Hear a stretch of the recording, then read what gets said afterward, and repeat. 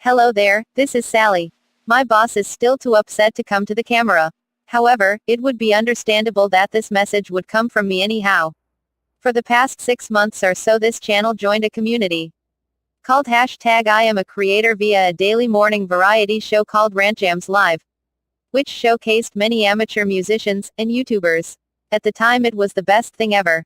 But in the recent week the host of RantJamz Live has been self-destructive, acting in a manner that is extremely hurtful to himself and his supporters and those he supports.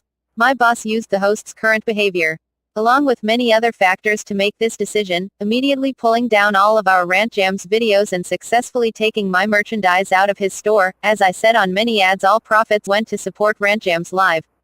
We do not know when or if we can delete endorsed tweets. But if the tweet isn't after this upload date, ignore it. We are content creators on this channel. My boss fed into your game, thinking this community was about supporting fellow small YouTubers. All this community is about is mockery of creativity, and making YouTube an unpleasant place. My boss received a letter a few years back. The story of it is irrelevant right now. But the message is, quote, "Once upon a time, there was an artist, an alchemist, if you will, for magic is the highest form of art and all art is an impure form of magic. He was a confused soul. Was he an artist tapping into his own insecurities?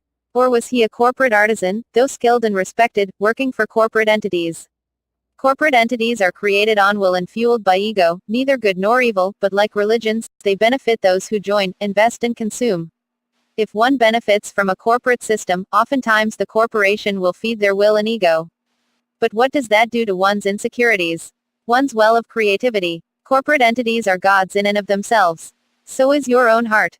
We saw conflict within his special shows. Although it was an attempt to worship the god of his heart, the corporate gods would interfere. If not with his schedule, but with what can and cannot be done. Much like a distant nagging voice from the parents that raised you. We saw this in his shows. We experienced this. And it was a shame that this thought form, this servito, this character was wasted away.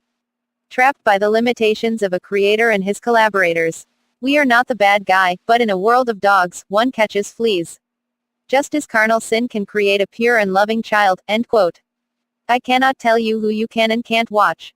But we are separated from this community because of the toxic environment.